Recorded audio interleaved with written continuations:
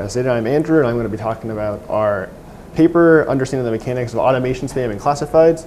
And by automation spam, we mean a very particular thing where the name comes from the tool that these people use, which are called automators, which are these third-party tools that are used on these online classified websites to help users push out a lot of volume very quickly. So, in general, for automation spam, there's really two things to keep in mind. The first is that the context of the message cannot be reasonably expected and cannot be directly used then to identify the spam behavior. So for example, we're observing something where someone sells tickets in a tickets forum, automobiles in a used car classified advertisement webpage, or a used computer on a message board for electronics. We expect to see all of this behavior in the locations we observe it, so it's not anomalous or spammy in that respect.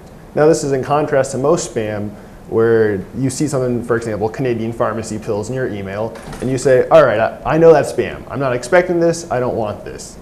So where does the spam aspect come with automation spam? Well, the spamminess instead of the context is coming from the volume. So for example, a car salesman is going to post a car advertisement continually, ensuring they dominate the first page of the automobile category.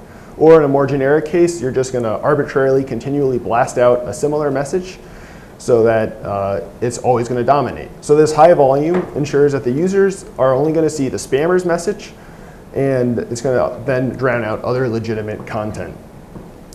Now, this might not quite ground the problem well enough, so let's imagine an actual real-world scenario. Say you want to buy tickets to an upcoming concert, but you didn't buy the tickets ahead of time, and now, since you really want to go, you have to go through some third party.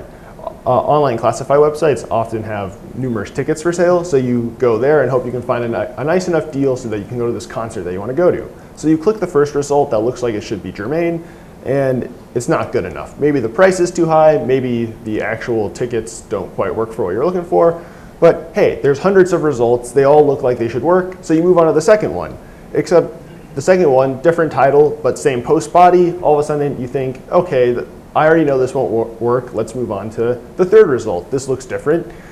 Turns out the third result is essentially the same as the first result, and it's the same for the fourth, the fifth, the sixth, and essentially the user is going to get very frustrated very quickly. So what's happening here? Well, the user is looking for and has found legitimate tickets for sale, but has already ruled out the single seller.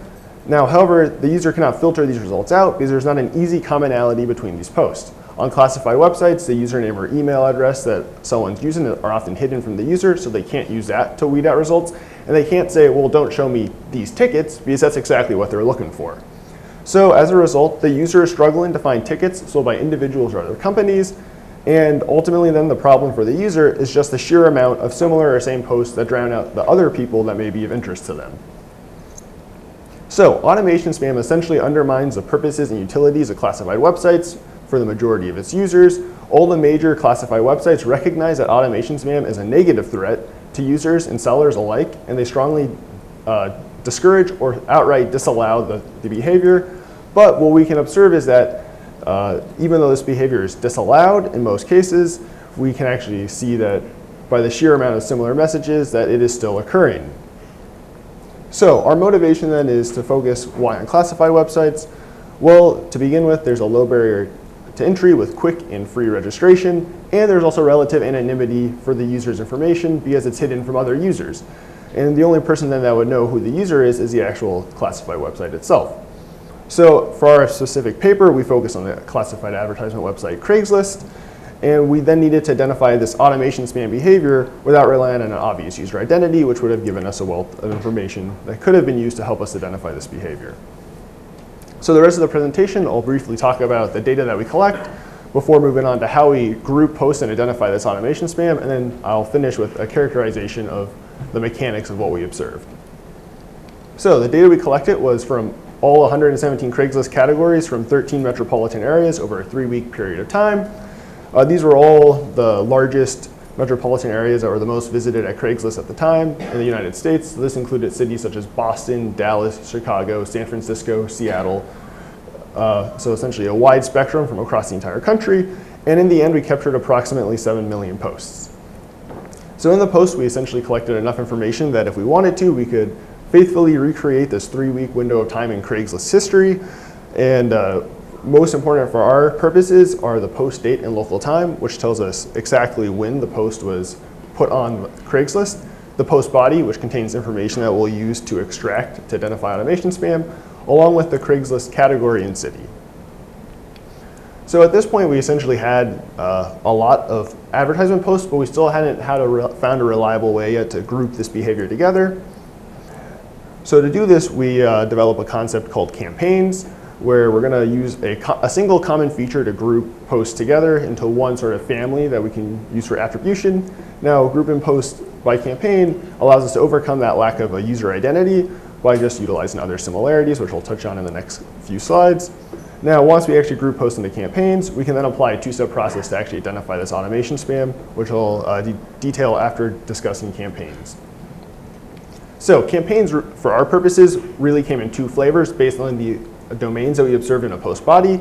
There are unpopular domain campaigns and popular domain campaigns. So in general, the unpopular domains were those with a higher Alexa ranking, greater than 1 million. Popular domains were Alexa rankings of less than 1 million. And the different types of behavior that comes from campaigns means we're going to have to treat them differently for how we're actually going to group them together. So for unpopular campaigns where the Alexa ranking is very high, we're just going to convert the website into its IP address or IP addresses, but that didn't come up in our actual unpopular websites. And all the domains that share an IP address then are considered to be part of a single campaign. Now, since these are unpopular websites, we shouldn't expect to see a lot of them in the underlying data, especially because if they're not popular on the broader internet, why should they all of a sudden be very popular on Craigslist? Now, the general concept here is that if we see many unpopular domains in a single campaign, it's going to at least start to indicate automation. Popular domains are a little different. Since they serve a much wider audience than the unpopular domains that we observed, for example, there's photo sharing websites or social networks, we have to be a little more careful. So with this wider audience, we need to avoid the fallacy of just converting to an IP address and then forgetting about it, because we know from just personal experience that if I give you 2 different Facebook links, you're probably not going to say that they're from the same user, or if I give you 2 links from a photo on PhotoBucket, you'd probably not guess that they're from the same user. So we want to avoid the case where we say, oh, every post on Facebook is automation spam, because that's just not right. So instead, we're going to use the full URL to identify popular domain campaigns. And this is a more stringent criteria that's going to increase the chance that we're actually going to miss automation spam, but it allows us to avoid the problem of just saying all of Facebook or all of PhotoBucket, all posts that have one of those links in them are automation spam, which we know is wrong. So moving on, once we've actually grouped these posts into campaigns, we can actually get to work at trying to determine who's doing automation. And we use post rate and post volume to determine this. So post rate inspects if a campaign is exceeding the per minute post rate limitations that were in place at the time by Craigslist. At the time of the study, that was approximately 3 posts per minute. This was a very sort of low bar that Craigslist had put in place to prevent single accounts from exceeding the automation threshold that they were trying to enforce, which was, of course, easily circumvented by just creating more accounts. So we have to be a little more conservative because, again, we don't actually know who these users are.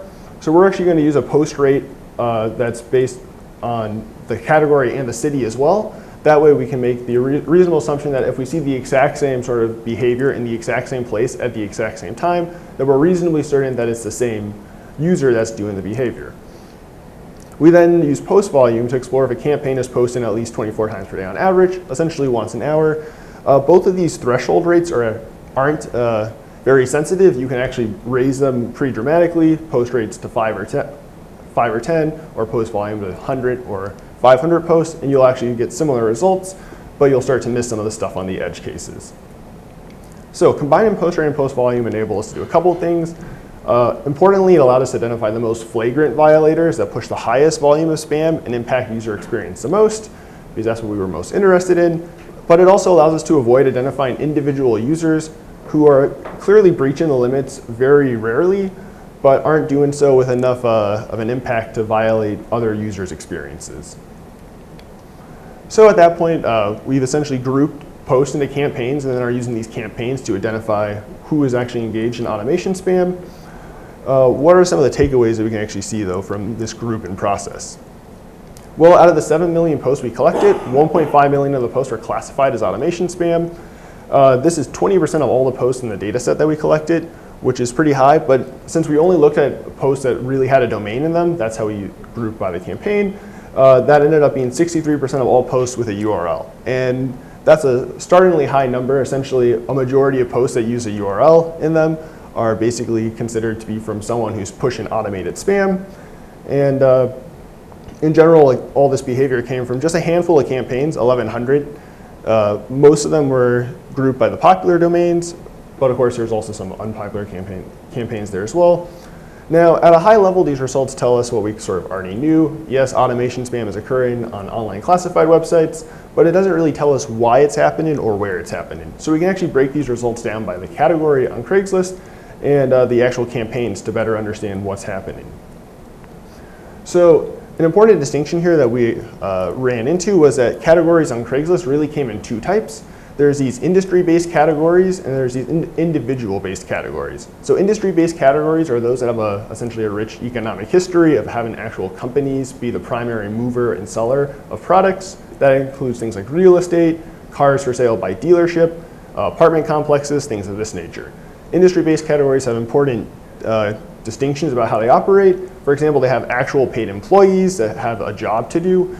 They have their own external websites. They have a lot of products to move. So they have a really strong economic incentive to actually engage in this behavior. Now, individual-based categories are a little different. They're primarily used by what appears to be individual users who are using Craigslist as a part-time or a one-off event.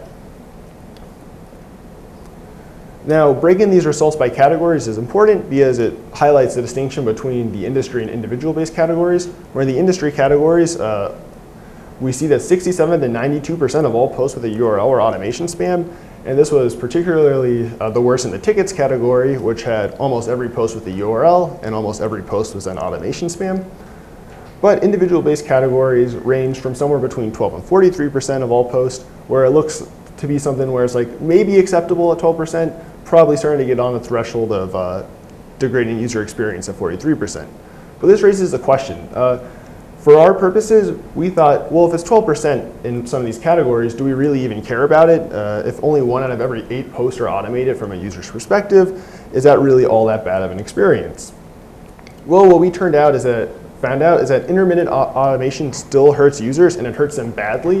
In particular, the furniture category, which had a very low rate of automation overall, with only 8% of its posts labeled as automation, still had very bad problems with it. So for example, if we break the results down by a city, which is how an actual user would look at the results, we see that the Boston furniture category had, at one window of time, 95 of the top 100 posts be automated. Same thing in Dallas, where we had 82 of 100, and only really Washington, D.C. fell below the 50 post threshold. So in general, what we observed is that automation itself can be erratic and bursty, but it risks drowning out behavior just because even when there's low automation,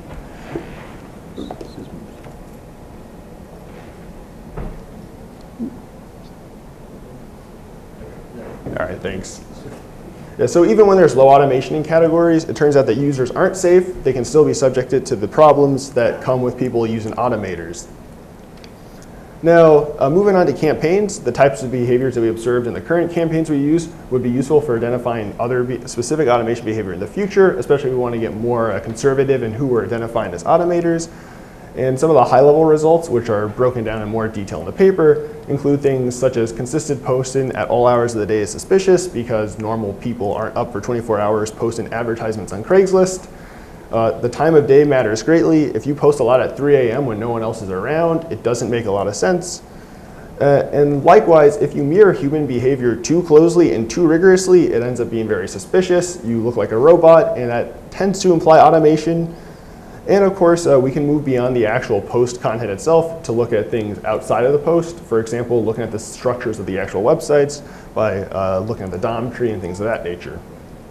So in conclusion, 63% of all Craigslist posts with a URL were considered automation in our study.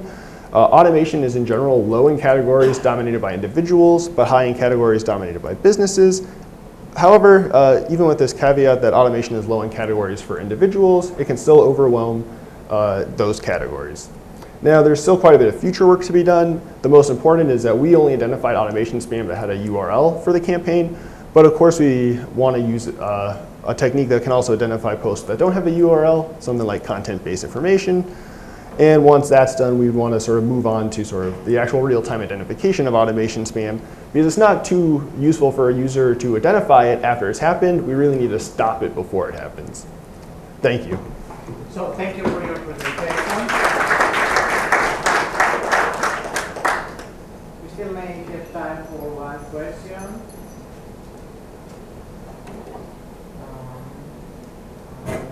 Well, thank you very much. This is very interesting work. I have used some of those classifiers, and yeah, it's full of strong. I wonder if there are any defense mechanisms against this spam. You showed how to detect it, but is there any way to defend against it? Yeah, so in general, I believe there currently isn't a way, otherwise I believe it would have been deployed. But since most of these websites have an incentive to actually try and stop it, I believe they could, for example, post in the advertisement for a couple of seconds to actually run any tests that they want to do to identify automation spam. And the more sort of campaigns we try and use to identify this behavior, the longer it would take. But in general, it seems to be good for everyone involved if it actually gets identified. Yeah. And I also wonder if there are civil attacks against such defenses. That is, say, spammers assuming lots of identities and try to post, say, one post at a time, but with lots of different identities, so you cannot really find out that it's the same spammer every time. Well, so for our purposes, the identity doesn't exactly matter. It really matters what they're trying to use. So we noticed that there was one campaign where every single post had its own unique URL in it, and likely they were all posted by a unique user. But since they all had a unique URL in it, they were all unpopular URLs, they all pointed to the same IP address, and we said, well, all right, let's look into this. And it's like, we see that, oh, it's a spam company that basically advertises, yeah, we'll get your content out quickly, and we'll help you market it to see how well you're doing. So you don't really need account information as long as you can try and group it in other ways. Cool, thank you. Maybe any more questions? So if there are no more questions, let's thank our speaker once again.